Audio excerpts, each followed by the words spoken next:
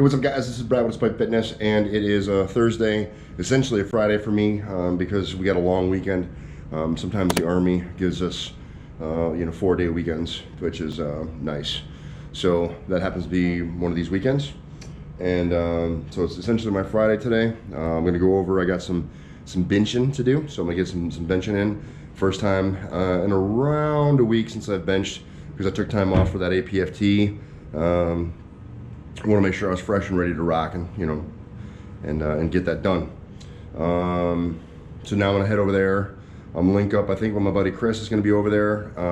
My friend Tabby is gonna be over there. Should be a few folks over there. So we bounce around doing some stuff. It should be kind of fun. Do know that there have been kind of a recent influx of military members, soldiers, whomever else, kind of jumping to the channel. And for any of you guys that are out there that have questions about getting stronger and achieving certain strength goals while also being in the military, I've been doing it now for about 12 years. I am about 290 pounds, sometimes as heavy as over 300. I still pass my APFT. I still pass my, well, I don't pass height and weight, but I pass tape, 22-inch neck. And so I've had a lot of experience in kind of doing it. So as we go along, you guys really help me by providing me questions and comments and things like that allow me to kind of respond. Because if there's something that I can say that might help you, if a question is burning in your mind, that question likely will very likely will help other people as well. So I really do appreciate those questions coming, and especially from my military members, brethren. It's good stuff and I appreciate it a lot. So gonna maneuver over onto the gym and get after it, and I'll see you when we get there. All right, here we go. All right. Dirty lens, gotta clean that up. A little bit better. All right, so I made it over to the gym, but I missed part of the crew that was gonna be up here. Chris had a rough day pulling 7.5 miles or so on a run. And then Tavia, she was in and out before I could get in, so missed both of those friends of mine. But that's all right, we'll get into it. Gonna do some benching, and we'll see how it feels. So I'm gonna get started, get warmed up, and get after it. Okay, we're gonna do a little bit of voiceover here for this this episode. And really kind of what I want to show and highlight is kind of the bench warm-up. More or less, my bench warm-up is the same. A little bit different here with my feet up because I just kind of try to emphasize the chest. But you'll see in most of my videos, really the pattern is more or less exactly the same. I've really kind of gotten down the routine for what I do. So set by set as I warm up, everything pretty much looks more or less kind of exactly the same. You can see the position that I get in from one weight to another is more or less exactly the same position, and that's one thing I advocate for lifters as they develop their own processes, is just kind of get a pattern down, because getting a pattern down can do quite a lot to kind of help you get ready.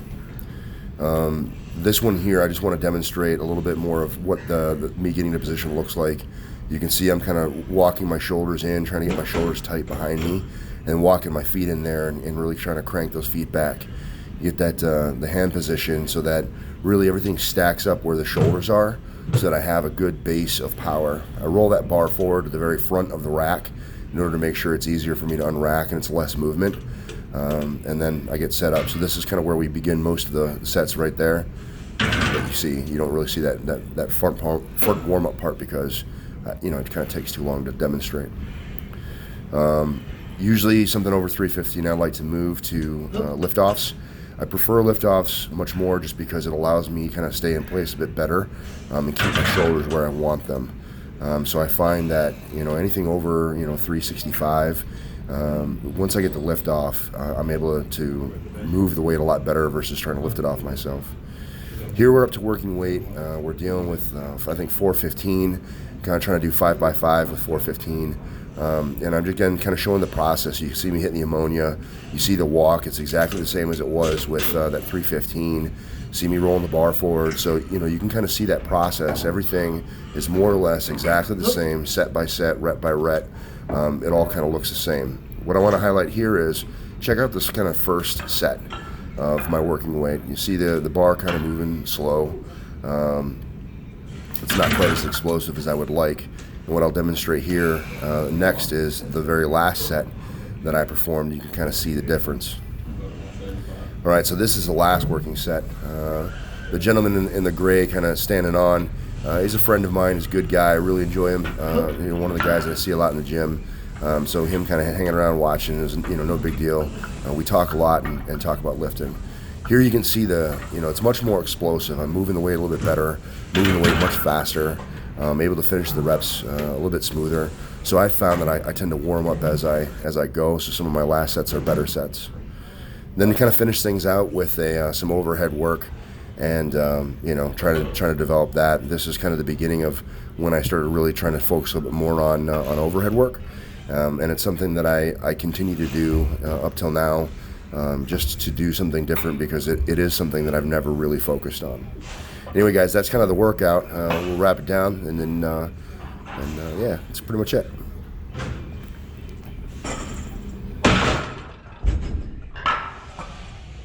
Oh, woo! A little bit of that overhead lighting.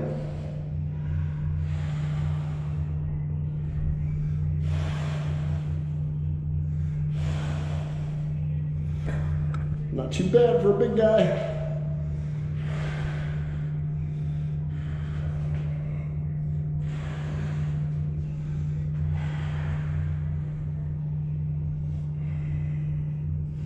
Maybe I'll do a bodybuilding show next. All right, ladies and gentlemen, that's it. That's the video. This is kind of a throwback video. I'm still way behind on the footage that I filmed versus the footage that I'm able to put out. But a lot of that footage I find there's value in, so I don't, the release is a bit late. So this is a little bit older footage, but I like it because it allows me to kind of show that progress and kind of what I've been up to. The end there, that little flex shot. I was just kind of interested in where my body composition was at, because I purposefully had dropped about 15 or 20 pounds to get ready for that APFT, and of course that went fine. But I was a little bit leaner than maybe I am on any other given day, right? So bring that body weight down about 15-20 pounds, kind of lean me out, and so I was just kind of interested to see how how my body composition was doing. And of course the comment about doing the bodybuilding show is a total joke. I have no intention of ever doing a bodybuilding show. Not that I don't respect it. It's a wonderful thing for those that can do it, but I'm not really into self-deprivation, so I enjoy my food, I enjoy my beer, and there's no way that I would ever put myself in a position where I'm restricting my diet that severely. I'm not that kind of dude. All respect to those that can do it, though. I know it's a very difficult thing. It's a skill set, and it takes a mentality that I just don't have. Kind of same thing with like long distance running, right? At any rate, a little bit longer video, but I want to kind of demonstrate, the whole kind of bench routine from kind of beginning to end, and then highlighting how kind of the same every single set is.